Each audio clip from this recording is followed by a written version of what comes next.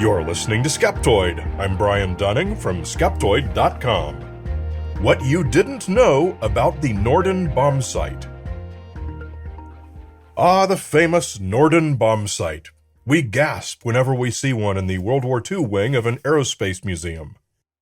We read the placard telling us that it was so accurate it had to be highly classified, and then we go home and see something about it on the internet, and we're told the exact opposite, that it was actually so bad that the real reason it was classified was so the Germans wouldn't find out how terrible our capabilities are. Which story is true, if either one is? Granted, not everyone knows about the Norden Bombsight, and a lot of you have probably never heard of it before. It was supposed to be this incredibly accurate bombsight that won World War II for the Allies, allowing our high-altitude B-17s to destroy the Nazi factories with unprecedented precision. But for those of you who have heard of it, the thing you probably think you know is that the Norden Bombsight was actually terribly inaccurate, like missing its targets by half a kilometer. That's the dirty little secret about this famous secret weapon, that it was virtually useless. You may have seen this revealed on any number of History Channel shows. You may have heard Malcolm Gladwell reveal it in his TED Talk, and YouTube is bursting at the seams with generic conspiracy videos making the same claim. Whole books have been written showing that the Norden was worthless, and that was the secret Allied intelligence had to protect. Well, guess what? That's all pop culture misinformation. It's sizzle and it sells, and so it's the version you'll probably continue to hear in most any programming on the topic. But not here on Skeptoid, where our job is to separate fact from fiction, to tease out misinformation from pop culture. So sit back, enjoy, and let Skeptoid pull back the curtains. So the basic problem of high-altitude bombing is a pretty obvious one. You're in a certain plane, flying a certain speed, at a certain altitude, with certain wind conditions, dropping bombs that are certain sizes and shapes and weights, and you need a formula that can combine all of these variables and tell you exactly where the plane needs to be and exactly when to drop the bombs. We'd learned enough during World War I to know that this was a problem we really needed to figure out. World War II was to be a war of industry, and bombing the enemy's industry was a primary strategy.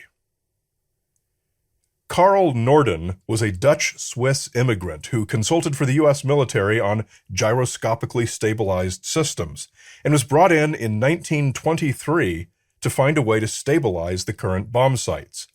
From then on, the Norden Company was the military's go-to provider for this all-important task, to the point that $1.1 billion was spent developing it. As American engineers worked on new bomb sites, German engineers did the same. Both knew the problems very well, and both knew the same basic way to solve them: gyroscopically stabilized bomb sites communicating with gyroscopically stabilized autopilot systems for the aircraft. The goal for both sides was to develop a bomb site which the bombardier could calibrate, then enter in all of these variables, then spot the bombing target in a telescopic sight, and if all went well, the plane would stay on target, close in, and automatically release the bombs at exactly the right time and place.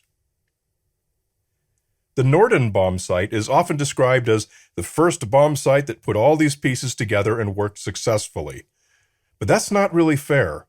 Norden was one company in the United States developing such systems through the 1930s, but Sperry was also doing the same.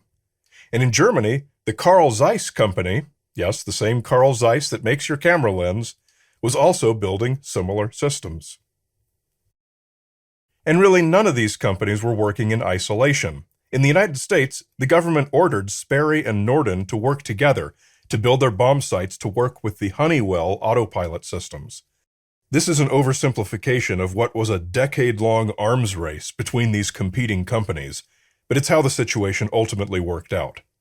Plenty of German engineers worked at all three companies, and at least one of them, a Hermann Lang at Norden, gave the blueprints of the Norden devices to the German military in 1938. and was then promptly arrested for espionage once he returned to the United States. But the plans had been delivered. So the Germans, with full knowledge of the Norden bombsight and a working prototype based on the plans provided by Lang, still proceeded with their own existing device, finding nothing in the Norden they hadn't already figured out on their own. Lots of smart people, all working on the same problem, which was well understood, had all come up with basically the same solution. The Norden Mark 15, the Sperry S1, and the Zeiss Lotfinrohr 7 bombsights all had the same basic configuration. They were what we call tachometric bombsights, built on gyroscopically stabilized chassis mounted on gimbals inside the aircraft, so that as the aircraft moved around, the bombardier could maintain a perfect sighting on the target. Atop that base was the telescopic sight and the controls for adjusting everything. Where the Norden differed from the other two was in its complexity, which was really a curse in more ways than an advantage. First of all, while the other two were single self-contained unit, the Norden was in two parts, the lower gyroscope, which remained mounted in the aircraft, and the upper sighting assembly, which was securely removed from the aircraft when not in use. The DC motors driving its gyroscopes threw a lot of carbon dust from the brushes, which got into the bearings and required regular cleaning and maintenance. It had 61 ball bearings, which required lubrication and cleaning. Operation of the Norden was also more difficult than with the other two. The first step of the bomb run was to right the unit to get it perfectly level, a process requiring the use of finicky spirit levels that required 8 minutes and 30 seconds to complete, which is a chunk of time out of a bomb run. Then many settings had to be entered into the device based on the speed, altitude, the trail, how much farther behind the aircraft would the bombs hit the ground based on their aerodynamic qualities, weather conditions, and more, all using dials located only on the right side of the unit, while Sperry and Zeiss bombardiers could use both hands. Finally, the bombardier would locate the target and work with the pilot to get the plane onto the planned approach, before connecting the bombsight electronically to the aircraft's autopilot to stay precisely on the final bombing run. There was a lot working against all three bombsights.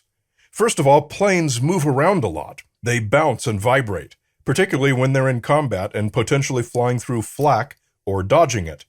At the instant the bombs release, no plane would ever be exactly level, and every plane would always impart some unwanted movement to the bombs. Pilots never wanted to make the bomb run at a level altitude, as changing altitude was a crucial maneuver to defeat the flak gunners. Falling bombs would first pass through massive turbulence caused by the bomber fleet, and then through differing zones of wind. Weather often cooperated, and often did not, and since everything depended upon visual sighting of the target, frequently the whole operation was based on bombardiers' best guesses. Air temperature and humidity were also variables taken into account by the tables used by the bombardiers, but the actual conditions rarely exactly matched the predicted or assumed conditions. The number of inherent problems that were outside the control of the bombsight went on and on. So the stories you might hear about how the Norden performed well in testing and controlled demonstrations, but widely missed its targets during actual combat, are true. But that's true for all bomb sights. There's only so much dropping the bomb at the right time and place can do. So much influences everything that happens next. But so far as what the bomb sights could do, they did it very well. The Norden did as good a job as was possible, as did the Sperry and Zeiss units. In fact, none of these designs has ever been substantially improved upon in all the decades since. Only incremental improvements, such as better electronic servos and controls. In fact, the Norden continued to be used as the United States' primary bomb sight through the Vietnam War, until they were finally replaced by new generation systems such as the radar-guided Sperry-Rand K3A bombing navigation system. These newer systems were better integrated into modern aircraft and made the bombardier's job easier, but in point of fact, could not release their bombs any more accurately than did the Norden. Again, because the problems are outside of the bombsight's control. These problems remain today, and are why we now use guided munitions that correct their own course as they fall. The Norden bombsight truly was as good as a bombsight could be, and the modern stories you hear that it was actually terrible are false. So why is it the Norden that's said to be the best bombsight and not the Sperry? Why did the Sperry, with its simpler design, better electronic servos, and ease of use, not become the United States' primary bombsight? Well, it turns out this had to do with other factors. First, Sperry had already been an international company prior to World War II, with facilities in both Japan and Germany. This was considered a security risk. Second, two of Sperry's key personnel, their military marketing representative, Fred Vose, and their main advocate in the military, Major General Frank Andrews, were both killed early in the war. Third, Norden really played up the classified nature of their device, emphasizing its theatrical, secure removal from planes between uses, and working all this for its marketing value, while Sperry never even acknowledged that they made bombsights. Finally, Norden, with its original 1923 contract, simply had the inside track. And so, seek not to place blame where it is undue, simply for sizzle and clicks. Top engineers in their field actually do tend to know what they're doing, as a general rule, even if the job they're tasked with is a nearly impossible one. The Norden bombsight was as good as it reasonably could have been, no matter what TED Talks and YouTube have to sell you. In the ad-free and extended premium feed, we continue with why neither the Germans nor the Japanese put nearly as much effort into their bombsights in World War II, and why they didn't have to. To access it, become a supporter at skeptoid.com/go-premium.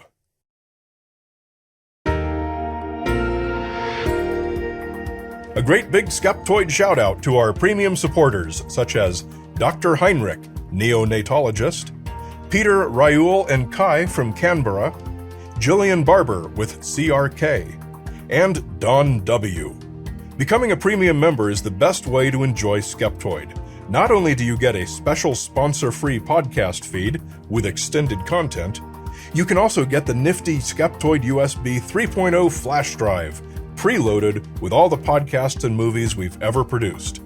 It's easy to get. Just come to skeptoid.com and click Go Premium. Are you an educator? Have you seen our Teacher's Toolkit? It's a way to share all the best Skeptoid episodes with your classroom in a secure, organized, and controlled way. Come and check out our 3-minute video explainer to see how it works at skeptoid.com/teachers. You're listening to Skeptoid, a listener-supported program. I'm Brian Dunning from Skeptoid.com.